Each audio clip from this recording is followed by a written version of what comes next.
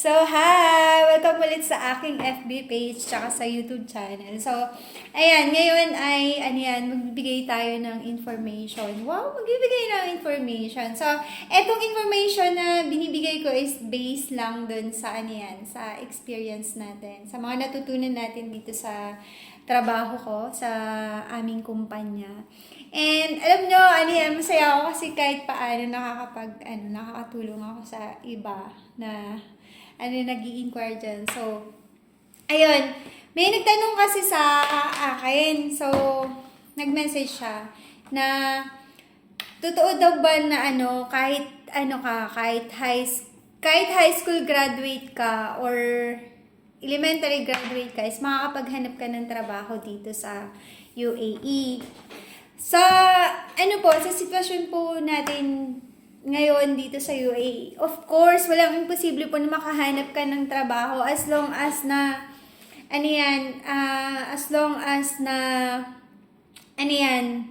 magaling ka. Alam mo, dito sa ibang bansa, dito sa UAE, yung qualifications talaga na inaan ng kumpanya is parang they give the opportunity dun sa mga taong maraming kakayahang gawin. Ang nga lang dito is, like, example, pagka high school graduate ka, alam mo, pwede ka makapasok sa office as long as magaling ka mag-computer. Syempre, advantage dyan, yung magaling ka mag-English. Kasi, syempre, yung modes of communication dito is, English talaga yung language na ginagamit. So, if you have the capacity or if you have the na magaling ka makipag-communicate sa ibang tao, syempre matatanggap at matatanggap ka. Yun nga lang ang dito is, like example, pag nag-work ka kasi, yun ang naman is medyo madugo-dugo kapag high school graduate ka, tas makakapasok ka sa office kasi, or depende sa depende sa baka masyado na kayo magulo dito sa explain ko. Depende rin kasi sa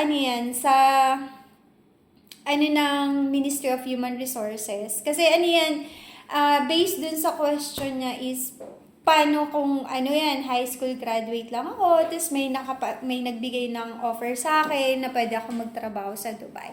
Pagka ganun yung situation mo, kahit high school graduate ka, at inofferan ka na makapag-work sa office, pwede yon. Ang mangyayari dyan kasi, kapag ka inofferan ka ng work ng employer, sasabihin mo sa kanila na high school graduate ka. And they will give, they will give you a chance na mag-work sa office. And hahanapan ka, kasi sa UAE, as per the policies, yung UAE kasi meron yung 7 Emirates. Tapos, yung 7 Emirates ng UAE, meron niyang kanya-kanyang, bawat Emirates meron silang iba't ibang approach kung paano yung pagpaprocess ng employment visa, ng residence visa. But still, ang alam ko, and kasi dito sa UAE, from time to time, nagbabago talaga yung policy. Yung possible, hindi siya kagaya sa Pilipinas, matagal mag-implement ng mga rules. Dito, pagka nag-declare sila na ito yung rules, talagang papatupad agad yan. Hindi na agad yan yung ipipending pa dito. Kunwari ngayon, yung rules ngayon dito, ganito, tas kinabukasan, iba-iba na. Kaya, possible na itong sinasabi ko ngayon, sa susunod na araw or sa susunod na linggo, meron na namang bagong policy. Pero as the updated policy ngayon na 2024, kapag ka high school degree ka, kailangan mo ng degree certificate, which is yung yung diploma mo and yung transcript of record mo. Kailangan mo yun UAE and MOF attestation. Pero kung ang naman kasi dyan, kasi masyadong madugo yung proseso nun, mahal siya. Ang possible naman yan, sabihin mo na lang dun sa employer na, is there any other option na hindi ako kailangan gumastos ng malaki para lang dun sa degree certificate ko? Kasi, ang government naman ng, ang alam ko, ito lang expertise ko as PRO. Dito sa UAE or sa Dubai, at under ng Ministry of Human Resources and Emeritusation, they have the job list profession. So, nakalagay doon, mga nasa ano yan, yung from level 1 to 6. Merong yung 1 to 5, yun, kailangan talaga yun ng degree certificate. So, yung level 6, mayroon dong mga kategory ng job professions na hindi mo kailangan mag-provide ng degree certificate holder. Pero, pwede kang, like example, yung archive clerk. Kasi dito, kapag kunwari ako, hinire ako ng employer, para mas elaborate natin. Parang kunwari ako, high school graduate ako.